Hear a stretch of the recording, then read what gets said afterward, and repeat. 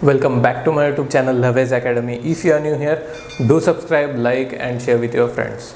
So in today's lecture we will learn about dispersion of light, rainbow formation and partial and total internal reflection. So ह्या तीनही concept महत्त्वाचे आहेत. First of all definition कशाला विचारली जाऊ शकते? Dispersion of light and total internal reflection, that is partial and total internal reflection. हे दोन फेनॉमेना इम्पॉर्टंट आहेत. नेक्स्ट रेनबो फॉर्मेशन जे आहे हे खूप इम्पॉर्टंट आहे. प्रिव्हियस इयर क्वेश्चनमध्ये विचारलं नाही आहे. जे प्रिव्हियस इयर क्वेश्चन पेपरमध्ये विचारलं आहे तो क्वेश्चन तुम्हाला सांगतो. Match the following. काय विचारलं आहे मॅच द फॉलोइंगमध्ये? Wavelength of red light is. ह्या क्वेश्चनचा आन्सर ह्याच लेक्चरमध्ये मिळणार आहे, त्यामुळे लेक्चर शेवटपर्यंत बघा. तर मॅच द फॉलोइंगमध्ये खूप छोटासा आणि 1 मार्कासाठीच क्वेश्चन विचारला आहे, पण हे लेक्चर तुमच्यासाठी खूप इम्पॉर्टंट असणार आहे. 3 कन्सेप्ट महत्त्वाचे: dispersion of light, rainbow formation and partial and total internal reflection. खूप सिम्पल आहे. तर फर्स्ट ऑफ ऑल बघून घेऊयात, that is dispersion of light. Take a scale from the compass box. Compass बॉक्समधली एक स्केल घ्यायची आहे. जर नवीन स्केल असेल तर त्याला तुम्ही स्लाइटली फिरवून बघा, तर तुम्हाला 7 कलर्सचा एक रेनबो दिसेल. ते कशामुळे? ते कोणते कोणते कलर्स असतात ते बघून घे. पहिला विबग्योर,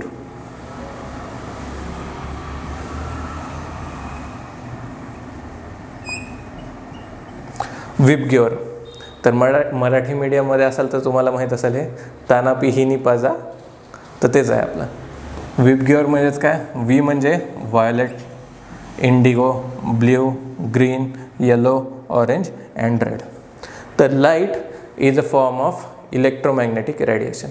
इलेक्ट्रोमॅग्नेटिक रेडिएशनसोबत आपण जेव्हा डील करतो अल्टिमेटली वेवलेंथसोबत डील करतो.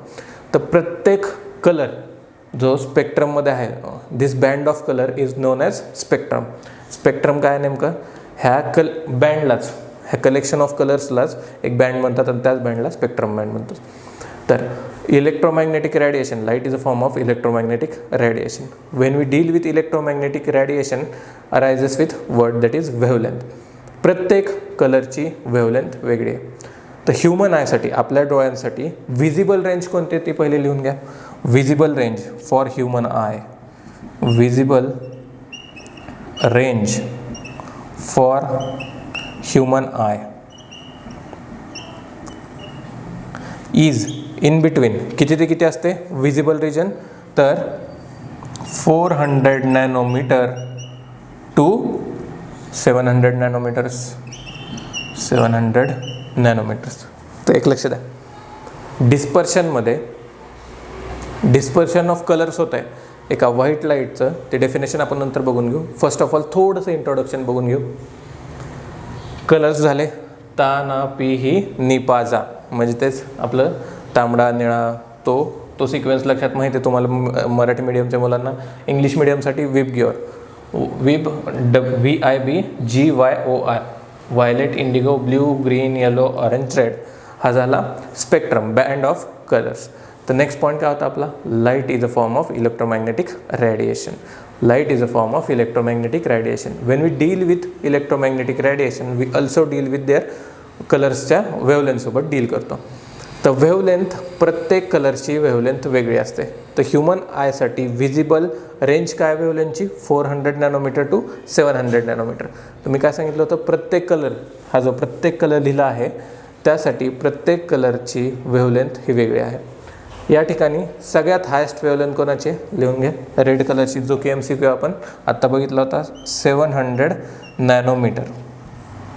काय? 700 नॅनोमीटर. ती कशाची वेवलेंथ आहे? For red. And as well as व्हायलेटची काय असणार आहे? सगळ्यात कमी, दॅट इज 400 नॅनोमीटर. तर नीट लक्ष द्या. आता नॅनोमीटर म्हणजे काय? हे वेगळंच युनिट ऐकलं असेल तुम्ही पहिल्यांदाच. तर मिली माहिती आहे तुम्हाला, centimeter, milli centimeter, then micro and nano. आता मिली म्हणजेच काय होतं तुमचं? मिली. तर मिलीमध्ये 10⁻³ मायक्रोमध्ये काय असतं? 10⁻⁻6 अँड नॅनोमीटर म्हणजेच 10⁻⁹ मीटर्स. सो 1 नॅनोमीटर म्हणजेच काय असणार तुमचा? 1 nanometre is 10⁻⁹ metre. This is the conversion factor. एक्स्ट्रामध्ये लिहून घ्या. आता येऊयात डेफिनेशन हे पण लिहून घ्या. कन्वर्जन फॅक्टर मिलीसाठी 10⁻³ मायक्रोसाठी 10⁻⁶, नॅनोसाठी 10⁻⁹ metres. Then dispersion of light. So what is mean by dispersion of light. त्यात एक पॉईंट सांगायचा विसरला. हे जे कलर्स आहेत व्हॅक्यूममध्ये ट्रॅव्हल करताना the speed of these colours are same. सगळ्या कलर्ससाठी स्पीड हा सेम राहतो. पण जेव्हा ते मीडियम चेंज करतात, एअरमध्ये येतात, तेव्हा प्रत्येक कलरचा स्पीड चेंज होतो. Speed changes in other medium other than vacuum. म्हणजे प्रत्येक कलरचा स्पीड ऑफ लाईट वेगळा असणार आहे त्या मीडियममध्ये. तर येऊयात डिस्पर्शन ऑफ लाईट. तर डिस्पर्शन ऑफ लाईट म्हणजे नेमकं काय, याची डेफिनेशन विचारली तर 1 मार्कासाठी विचारली जाऊ शकते. खूप सिंपल आहे. तर separation of light into its component colour. खूप सिंपल आहे, बस काहीच नाही आहे. Separation of light into its component colour when travels through a medium बस is called as dispersion of light. So dispersion of लाईटचं काय सांगितलं मी आत्ता. when a white light travels from a medium and separates out into its component color. तेच म्हणजे काय dispersion of light. तर first scientist कोण होता, आयझॅक न्यूटन, ज्याने की हा डिस्पर्शन ऑफ लाईट शोधून काढला होता. तर डिस्पर्शन ऑफ लाईट होताना काय सांगितलं होतं, सेपरेशन ऑफ लाईट. ती पण लाईट कोणती आहे, white light. Separation of white light सुद्धा लिहू शकता तुम्ही या ठिकाणी. Separation of white light into its component colour when passes through a medium is called as dispersion of light. ही काय आपली सपोज व्हाईट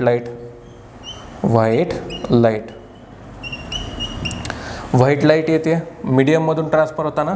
हा त्याचा ओरिजिनल पाथ असणार आहे, डॉट एंडनं काढतो. हा झाला त्याचा ओरिजिनल पाथ.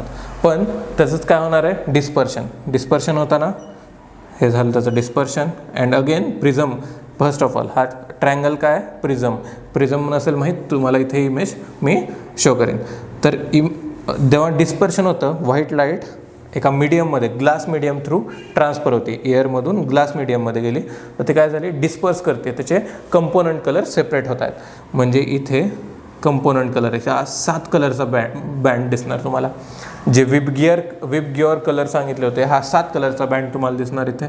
आणि तो पुढे डिस्पर्स होणार. पुढे अजून एकदा.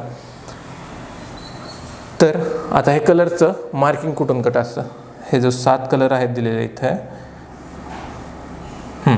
तर त्याचं रँकिंग कसं असतं. जेव्हा व्हाईट लाईट आपण एका मीडियम थ्रू पास करतो आणि त्याचं after that dispersion the colour sequences उलटा असतो. फक्त एवढं लक्षात ठेवा, विबगियर. व्हायलेट खाली आणि रेड सगळ्यात उंच वर. तर यामध्ये सुद्धा एक पॉईंट आहे, red bends the least and violet bends the most. Isaac न्यूटनने जेव्हा हा experiment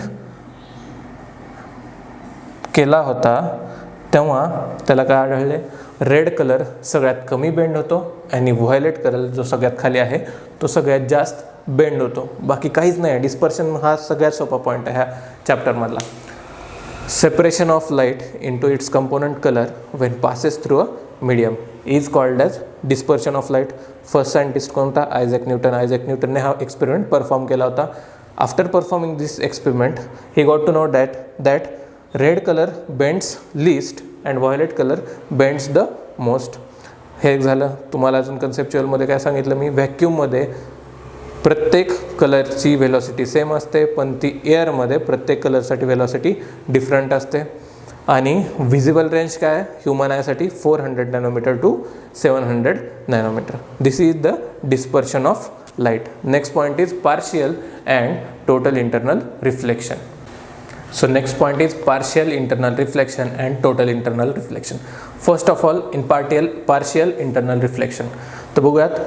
When a ray of light travels from denser medium to the rarer medium, the part of it gets reflected back into the denser medium and this is called as partial internal reflection. खूप सोपं आहे.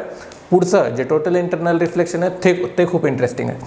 तर पार्शियलसाठी काय सांगितलं, suppose हे काय water which is denser medium, हे काय air which is rarer medium. First condition काय सांगितली, when a ray of light travels from denser medium to the rarer medium. Denser मीडियमपासून तो कुठं चालला आहे, रेअरर मीडियमकडे. तर काय होणार आहे, some part of it gets reflected back into the denser medium. तर डेन्सर मीडियममध्ये थोडासा त्या रिफ्रॅक्ट होऊन जाणाऱ्या रेचा part of it gets reflected back into the denser medium as per the law of reflection. Law of रिफ्लेक्शननुसार थोडासा जो पार्ट आहे तो काय होणार आहे, gets back reflected into the denser medium. This partial reflection is known as partial internal reflection. खूप simple आहे, काहीच नाही आहे त्याच्यात. काय सांगितलं, when a ray of light passing from denser medium to the I, हे झालं आर रिफ्रॅक्शनचं आणि हे घेतलं रिफ्लेक्टेडचं. तर when a ray of light travelling from denser medium to the rarer medium, part of it get reflected back into the denser medium as per the law of reflection of light, and this partial reflection is called as partial internal reflection. नीट लक्ष द्या, partial internal reflection म्हणजे काय, denser मीडियमकडून rarer मीडियमकडे जाताना थोडासा part परत reflect होतोय. कुठे reflect होतोय, डेन्सर मीडियममध्ये. त्याच पार्शियल पार्टलाच आपण काय म्हणतो, पार्शियल इंटरनल रिफ्लेक्शन. आता पुढचा पॉईंट महत्त्वाचा आहे. पुढचा पॉईंट काय, total internal reflection. Partial part reflect झाला होता डेन्सर मीडियममध्ये, आता आपल्याला टोटल जो पार्ट इन्सिडेंट होणार आहे तो टोटली आपल्याला खाली डेन्सर मीडियममध्ये पाहिजे.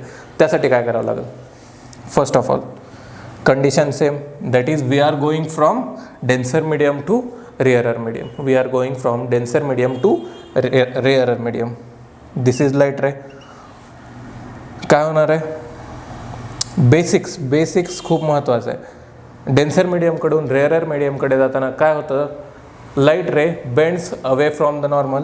तर हो का, नॉर्मल काय आपला, हा लिहितो सगळं स्पष्ट म्हणजे तुम्हाला कळेल. एअर, हे आहे आपलं वॉटर. तर we are travelling from denser medium to the rarer medium, हे पण लिहितो म्हणजे कळेल, अजून स्पष्ट होऊन जाईल. रेअरर आणि हे आहे डेन्सर. तर चलो, we are traveling from denser medium to the rarer medium. what happens is light ray bends away from the normal, म्हणजे नॉर्मल हे आहे आपलं, नॉर्मलच्या अवे बेंड होणार आहे. हे झालं ह्या अँगलसाठी, अँगल ऑफ इन्सिडन्ससाठी अँगल ऑफ रिफ्रॅक्शन. हे झालं अँगल ऑफ इन्सिडन्स, हा झाला अँगल ऑफ रिफ्रॅक्शन. नीट लक्ष द्या, अँगल ऑफ रिफ्रॅक्शन. नेक्स्ट अजून काय केलं आपण, अजून इन्सिडेंट अँगल वाढवला. If we increase the I, R will also increases as well by Snell's law. हे आपण स्नेल्स लॉजमध्ये बघितलं आहे. इन्सिडेंट अँगल वाढवला, रिफ्रॅक्टेड अँगलसुद्धा वाढणार आहे. आता काय केलं, परत एकदा अँगल इन्सिडंट केला. कुठून, denser medium to rarer medium. फक्त ह्यावेळेस काय केलं आपण, जो इन्सिडंट अँगल आहे, अँगल ऑफ इन्सिडन्स अजून वाढवला आहे. तर सपोज हे आपलं आहे नॉर्मल आणि आपण incidence, angle of incidence I वाढवला. तर ह्या वाढलेल्या आयसाठी काय सांगितलं मी, अँगल ऑफ रिफ्रॅक्शनसुद्धा वाढणार. तर जेव्हा डेन्सर टू रेअरर जातो, bends away from the normal. हे आहे आपलं नॉर्मल आणि हा झाला बेंड. म्हणजे जसं जसं आपण आय वाढवल तसं तसं आपला आरसुद्धा वाढणार आहे. As we go on increase in angle of incidence, that is we increase the value of I, R also increases. हेच आहे या ठिकाणी. जसं जसं आय वाढवतोय तसं तसं आर वाढत चाललं आहे, जसं जसं आय वाढवतोय तसं तसं आर वाढत चाललं आहे. Angle of refraction. तर एका पॉईंटला, ॲट अ पर्टिक्युलर पॉईंट काय होणार आहे या ठिकाणी, at a particular point the value of R will be 90. Value of I at a particular point of value of I. म्हणजेच काय सांगितलं, नीट लक्ष द्या. आयच्या अशा व्हॅल्यूसाठी, हा जो सोर्स होता इथूनच आयच्या एका स्पेसिफिक पर्टिक्युलर व्हॅल्यूसाठी तुमचा आर किती असणार आहे, नॉर्मलपासून 90 डिग्रीचा R. This is R and that is 90 degree. Angle of refraction that will be 90 degree. For a certain value of I, your R will be the 90 degree and that value of I is called as critical angle. Critical angle कशाला म्हणतात, अशा आयच्या व्हॅल्यूला ज्यासाठी angle of refraction काय तुमचा exact 90 डिग्रीवर. म्हणजे जो तुमचा रिफ्रॅक्टेड रे आहे तो कुठे जाणार आहे, करेक्ट सरफेसलाच तुम्हाला जाणार आहे. कुठला रे, रिफ्रॅक्टेड रे. आता कुठपर्यंत आलतो आपण, फर्स्ट ऑफ ऑल आयची व्हॅल्यू वाढत गेली. एका पॉईंटला आयची व्हॅल्यू एवढी झाली जिथे तुमचा रिफ्रॅक्टिव्ह अँगल बघा, normal refractive angle of refraction किती आला, 90 डिग्री. त्या पॉईंटला काय म्हणतो आपण, angle of refraction, sorry critical angle. त्या अँगलला आपण काय म्हणतो, critical angle. For a value of I, the value of R touch the 90 degree, म्हणजेच 90 डिग्री होतो, त्या अँगलला आपण काय म्हणतो, critical angle. Beyond that critical angle पुढे काय होणार आहे, विचार करून बघा, पुढे काय होणार आहे. अजून आपण आय वाढवला तर अजून बेंड होणार आहे. कुठं बेंड होणार आहे, away from the normal bend होतो. त्याच ठिकाणी नेक्स्ट पॉईंटला काय होणार आहे, सपोज हा इन्सिडंट रे आणि 90 डिग्रीपेक्षा जास्त अँगल ऑफ रिफ्रॅक्शन असणार आहे. 90 डिग्रीपेक्षा जास्त जर अँगल ऑफ रिफ्रॅक्शन असेल तर तो रे कम्प्लिटली काय होणार आहे, डेन्सर मीडियममध्ये बॅकवर्ड, म्हणजे परत डेन्सर मीडियमकडे रिफ्रॅक्ट होणार आहे. काय सांगितलं नीट लक्ष द्या. First of all partial internal रिफ्लेक्शनमध्ये काय सांगितलं, काही partial amount of that light get reflected back into the denser medium. इथे डेफिनेशन संपली होती कशाची, पार्शियल इंटरनल रिफ्लेक्शनची. इंटरेस्टिंग पॉईंट कुठे आला, टोटल इंटरनल रिफ्लेक्शनमध्ये. टोटल इंटरनल रिफ्लेक्शनमध्ये काय झालं, as we go on increasing value of I, the value of R also increases. म्हणजेच अँगल ऑफ इन्सिडन्स वाढवत गेलो तर अँगल ऑफ रिफ्रॅक्शनसुद्धा वाढत गेलं. आणि सगळं एकाच लॉजिकवर आहे. डेन्सर टू रिअरमध्ये जाताना काय होतं आणि रिअर टू डेन्सरमध्ये जाताना काय होतं, बाकी काहीच नाही आहे. तुम्हाला हे दोन कन्सेप्ट पाठ झाले, लक्षात राहिले, कन्सेप्ट क्लिअर झाल्या, काहीच अवघड नाही तुमच्यासाठी. आय वाढवत गेलो आपण, वाढवत गेलो. एका पर्टिक्युलर पॉईंटला आयच्या व्हॅल्यूसाठी आरची व्हॅल्यू किती झाली, 90 डिग्रीज. या ठिकाणी बघा आरची व्हॅल्यू किती व्हायला लागली, 90 डिग्रीज. तो पॉईंट काय असणार तुमचा, critical angle. For value of I the angle of refraction is 90 degree. That point is called as critical angle. Beyond critical angle, if you increase the value of I, that is angle of incidence, the refracted ray gets completely enters into the denser medium. तो परत काय होतो, denser मीडियममध्येच inter होतो आहे. म्हणजेच या ठिकाणी जो इन्सिडंट होणारी रे आहे तो कम्प्लिटली पूर्णपणे, आता रिफ्रॅक्ट होऊन काही पार्टवर जात नाही आहे, तर पूर्णपणे ती परत डेन्सर मीडियमकडे जाते. त्याच फेनॉमेनाला आपण काय म्हणतो, total internal reflection. At a value of I the angle of refraction goes beyond the 90 degree and that ray completely get refracted into that same medium. म्हणजे तिथंच काय होतं, कम्प्लिटली रिफ्लेक्शन व्हायला लागलं आहे. वरच्या मीडियममध्ये जातच नाही रेअर मीडियमकडे, तो परत डेन्सर मीडियमकडे चालला आहे. त्याच फेनॉमेनॉनला आपण टोटल इंटरनल रिफ्लेक्शन म्हणतो. नोट डाऊन करून घ्या. नेक्स्ट पॉईंट आहे आपला खूप इंटरेस्टिंग आणि मजेदार, that is formation of rainbows. Last topic of this lecture is rainbow formation. Rainbow formation is a beautiful phenomena of nature. It is a combination of three main processes. First of all, refraction, dispersion and total internal reflection. Rainbow कोणत्या प्रोसेसमुळे form होतो, refraction, total internal reflection and dispersion. या तीन प्रोसेसेसमुळं जो formation होतं, या तीन प्रोसेसचं rainbow create करतो. तर रेनबो फॉर्मेशन नेमकं होतं कसं काय ते बघून घेऊयात. In rainy season a single droplet of water act as a prism. काय सांगितलं मी, in a rainy season single, we are dealing with one individual water droplet. Single droplet of a water acts as a prism.